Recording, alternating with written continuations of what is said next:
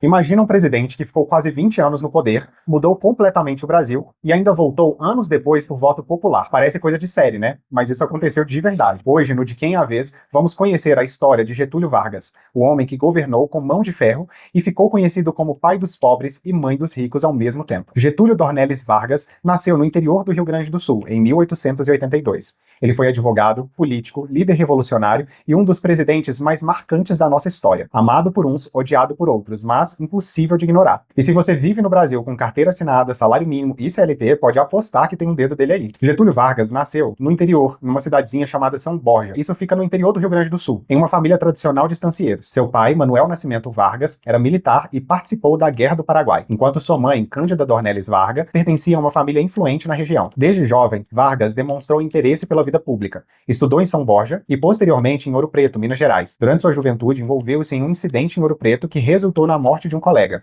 levando-o a retornar ao Rio Grande do Sul. Há boatos de que o irmão de Getúlio, chamado de Viriato Vargas, é quem foi o autor do disparo que acabou com a vida desse rapaz em Ouro Preto. Isso fez com que Vargas e seus outros dois irmãos voltassem para o Rio Grande do Sul. Em 1898, Vargas ingressou no exército como soldado, servindo a guarnição de São Borja. Em 1900, matriculou-se na Escola Preparatória de Tática de Rio Pardo, mas deixou a instituição em 1902 após solidarizar-se com seus colegas expulsos por questões disciplinares. No mesmo ano, participou da Coluna Expedicionária do Sul, deslocando-se para Corumbá durante a disputa entre Brasil e Bolívia pela posse do Acre. Em 1904, Vargas ingressou na Faculdade Livre de Direito de Porto Alegre, formando-se em 1907. Durante seus estudos, fundou o Bloco Acadêmico Castilhista, alinhando-se ao positivismo e à doutrina política de Júlio de Castilhos. Após a formatura, atuou como promotor público em Porto Alegre, mas logo retornou a São Borja para exercer a advocacia. Sua carreira política teve início em 1909, quando foi eleito deputado estadual pelo Partido Republicano Rio-Grandense. Posteriormente, tornou-se deputado federal em 1926, assumindo o cargo de ministro da Fazenda no governo de Washington Luiz. Em 1928, foi eleito presidente do Rio Grande do Sul, cargo que ocupava quando liderou a Revolução de 1930. A Revolução de 1930 resultou na deposição do presidente Washington Luiz e impediu a posse do presidente eleito Júlio Prestes. Vargas assumiu o poder como chefe de governo provisório, encerrando a chamada República Velha. Durante o governo provisório de 1930 a 1934, Vargas centralizou o poder, nomeando interventores para os estados e implementando reformas administrativas e econômicas. A pressão por uma nova Constituição levou à convocação de uma Assembleia Constituinte, que promulgou a Constituição de 1934. Vargas foi eleito presidente pela Assembleia, iniciando o governo constitucional. Foi de 1934 até 1937. Em 1937, alegando a ameaça de uma suposta conspiração comunista, Vargas deu um golpe de Estado, instaurando o Estado Novo,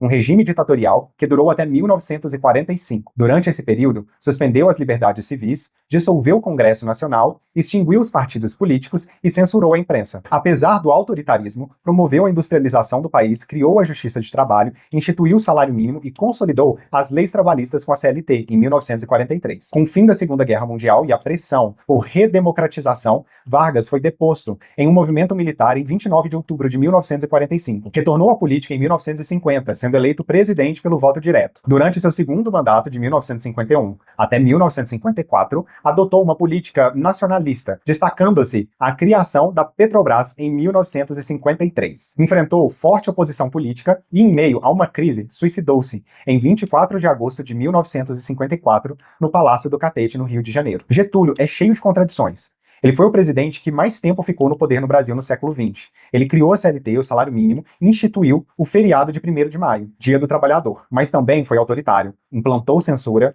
e não dava muita abertura para a oposição. Esse era Getúlio, estrategista, político nato, sabia falar direito com o povo, mas jogava pesado nos bastidores. Getúlio Vargas moldou o Brasil como poucos. Ele foi símbolo de modernização, de direitos trabalhistas e da ideia de Estado forte, mas também representou o autoritarismo e o jogo duro da política. Até hoje, o país vive entre os ecos do varguismo. A CLT, o nacionalismo econômico, o debate entre Estado e iniciativa privada, tudo isso ainda está na nossa rotina, mesmo que a gente nem perceba. Getúlio foi amado e odiado, mas nunca ignorado. E talvez seja por isso que ele segue tão vivo na história. E aí, você acha que Getúlio Vargas foi um herói ou um vilão na nossa história?